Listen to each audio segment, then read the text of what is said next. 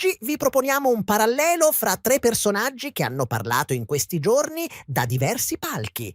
Nel primo filmato ascolterete la dottoressa Jennifer Doudna, chimica molecolare dell'Università della California, che mostra i progressi della tecnica di modifica genetica che porterà a intervenire direttamente sugli esseri umani.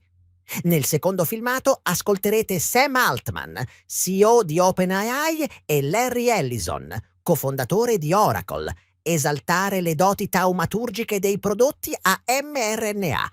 So this is a precision tool that now allows us to take this protein RNA complex and introduce it into cells or tissues to correct mutations at sites where we know there's a deleterious change in the genetic code. So I wanted to show you an example of how this can be utilized. This protein complex can actually be injected directly into fertilized eggs of a mouse. And in the experiment, you'll see we're targeting a gene that is responsible for the black coat color in mice. And so normally these mice have beautiful, glossy black coats. And once we make this targeted change, we then implant these edited eggs back into a female mouse. And when she gives birth to pups, you'll see that the pups are now mostly white. And the remarkable thing about this experiment is that when these mice grow up, you can test them and show that every cell in the body has this single genetic change that gives rise to the white coat color, but otherwise they're absolutely normal. So they are normal mice, no mutations elsewhere in the genome. This is a type of experiment that used to take at least a year to create a mouse like this, and now it can be done in a few weeks and by people that don't have to have special expertise. So this is a technology it's been very exciting over the last 2.5 years to see this technology taking off. These are publications in the scientific literature. It's been sort of exponential growth of publications, people using this technology for all sorts of applications. And so some of these include making changes, targeted genetic changes in plants, in fungi, in animals that are important agriculturally, in animals that are important to us as pets, and also in thinking about human health, also to do things like make changes in stem cells, which are cells that can give rise to new organs. Also to make changes in animals that are important as models of human disease, such as mice and monkeys. And we think within the not too distant future, it will be possible to actually use this technology to make changes in humans. These guys can maybe share more about some of the work they're doing there. I think they'll jointly be some of the leaders about driving progress here. But I believe that as this technology progresses, we will see diseases get cured at an unprecedented rate.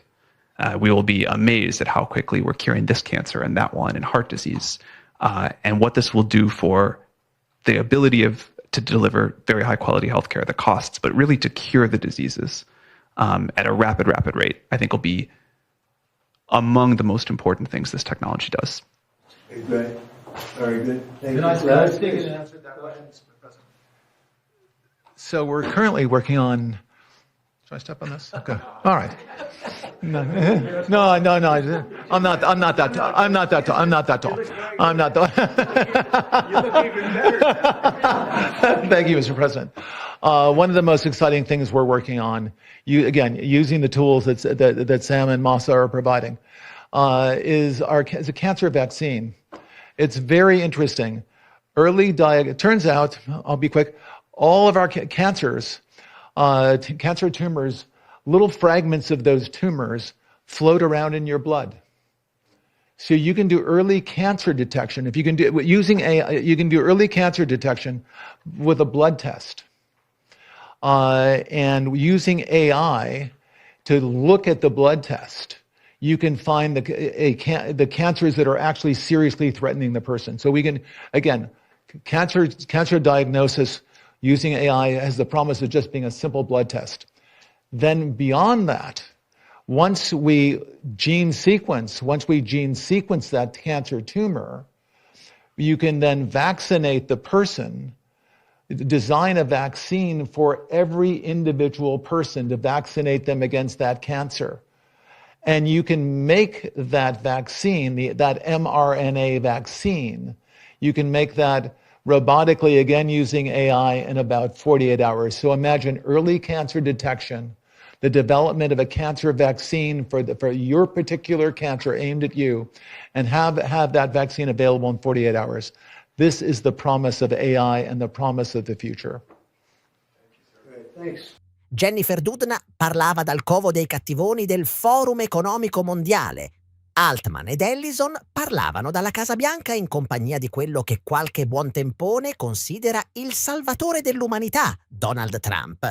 Il parallelo è d'obbligo poiché la strada è segnata e tutti vanno nella stessa direzione. Ve lo ricordate che noi tutti abbiamo rifiutato la benedizione con quella porcheria a mRNA? Ora vi sta bene? Vi state domandando perché proprio il biondo vendicatore lo sta reclamizzando dopo aver finanziato l'operazione Swarp per accelerare la diffusione del siero? Vi siete domandati perché tutto il gotha di Big Tech è già passato dalla parte di The Donald e sta preparando il nostro magnifico futuro fatto di perette annuali a mRNA e intelligenza artificiale?